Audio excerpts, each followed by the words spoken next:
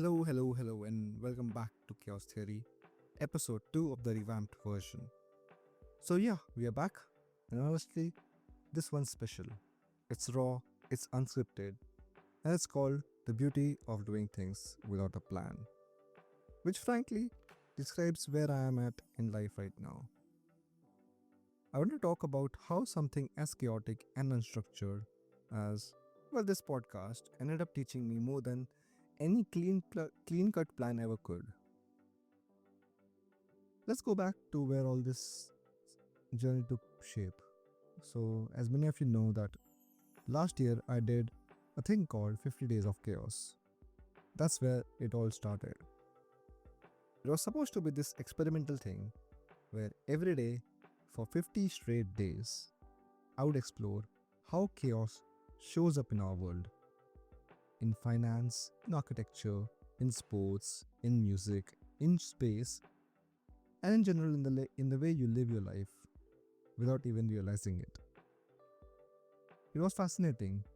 And the best part, I didn't have a proper roadmap. I just jumped into it. No big plan, no safety net.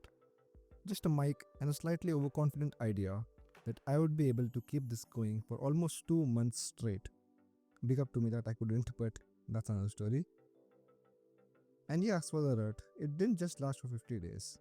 I dragged out to around 75, probably 80 days, I'm not sure, but not because I got more creative or had too much content to share. I mean, that would be nice to do though. No, it went longer because I couldn't keep up.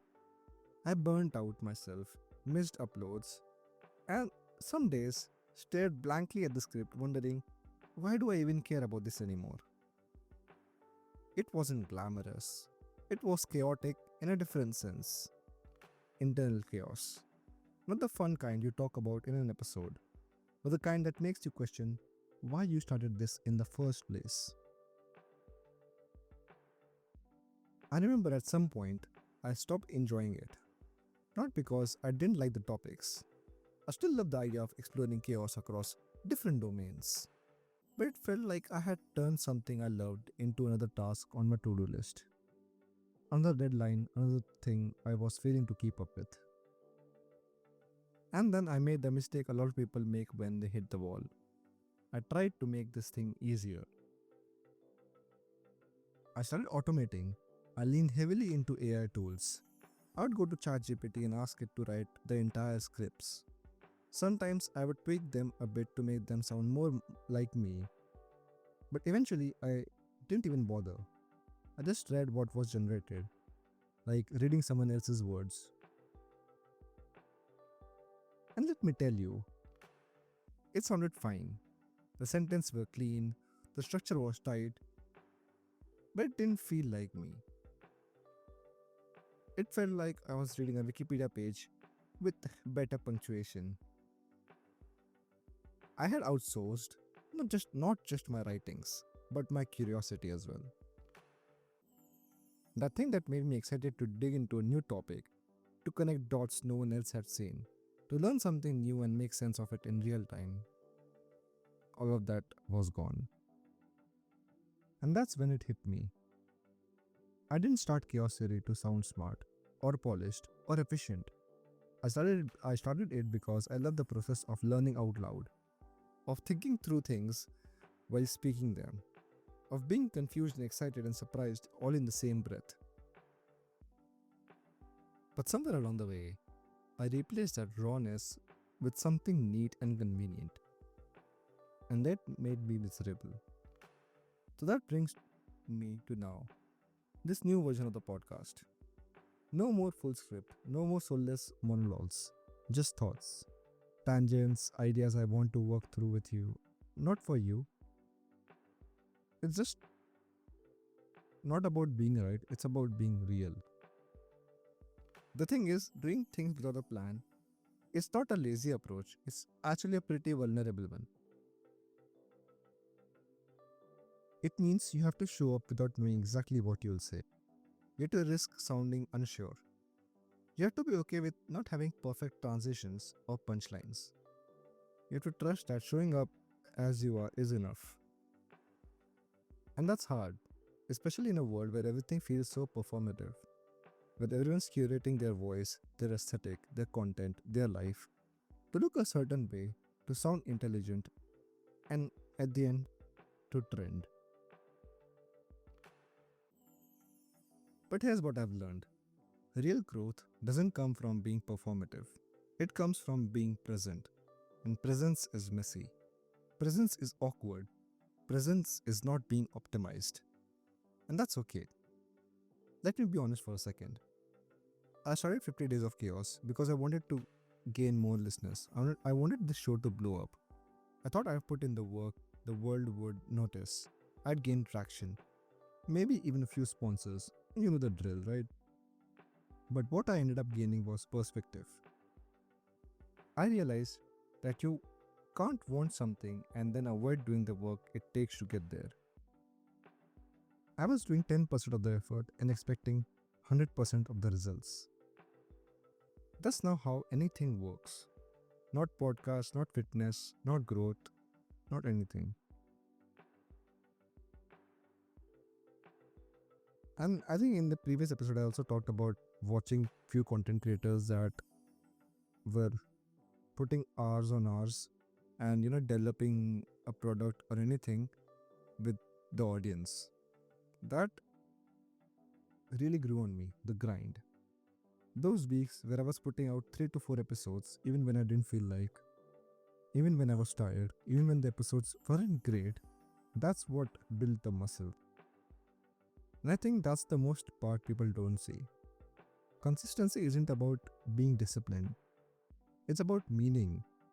If what you're doing doesn't feel meaningful, no amount of discipline will ever help you get to the mark that you want to achieve. You will burn out, you will cheat, you will try to give up.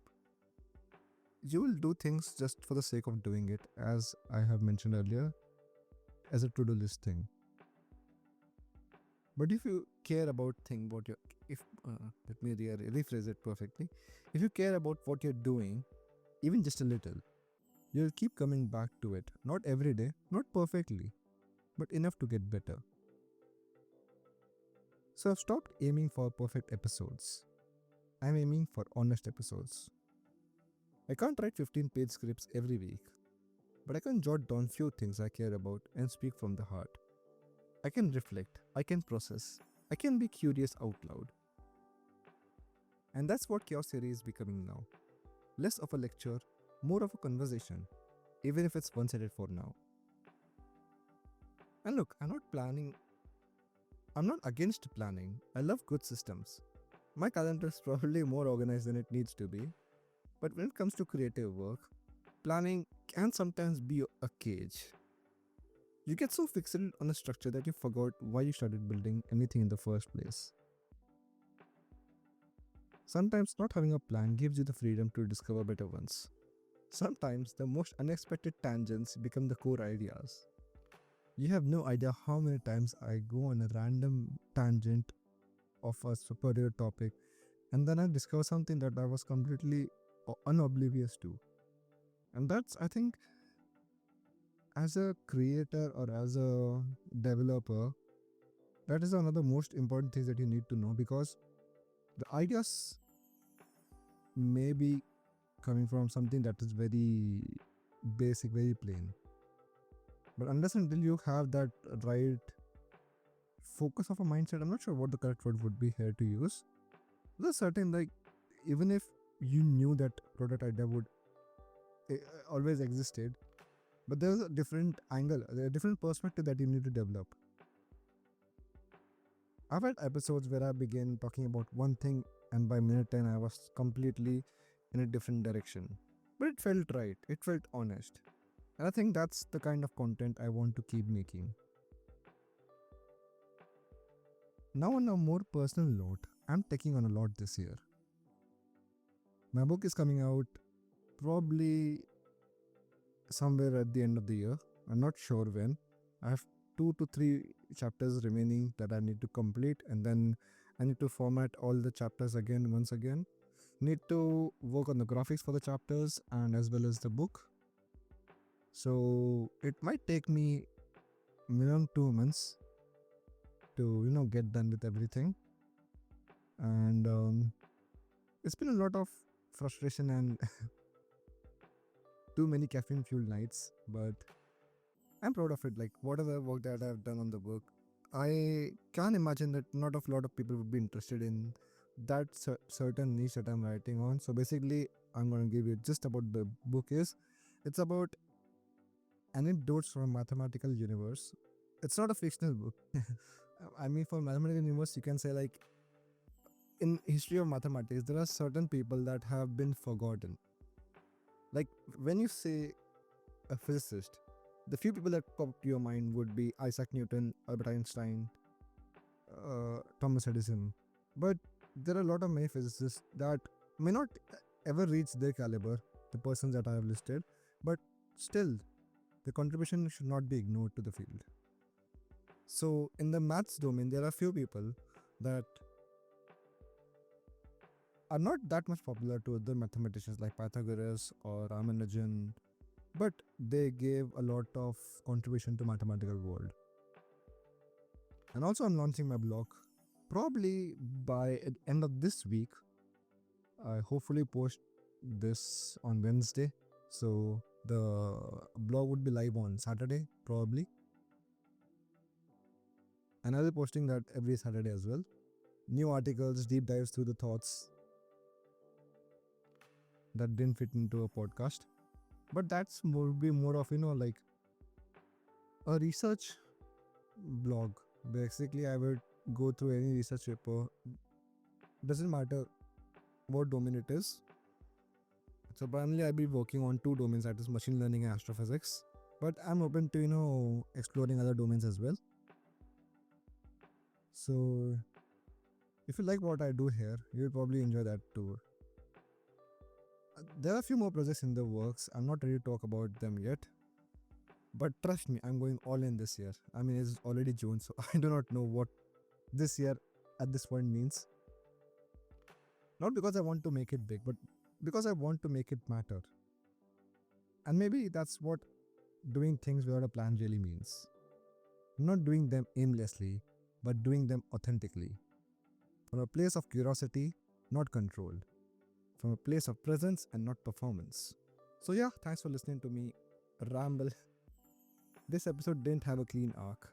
I didn't have a thesis, but it had honesty, it had reflection, and it had my heart. And if you're still listening, thank you, seriously. Like, whether this is your first episode or your 10th episode, I can not thank you enough. I really, really appreciate you a lot. If you're someone who has been struggling with creative consistency or just life in general, maybe you don't need to double down on your plans. Maybe you need to loosen yourself, loosen your grip a little. Let it be messy, let it be weird, let it be you. You need to find your way through the chaos. Because at the end of the day, chaos isn't the opposite of order, it's beginning of something new. So until next week, stay curious, stay chaotic, and keep showing up. Bye bye.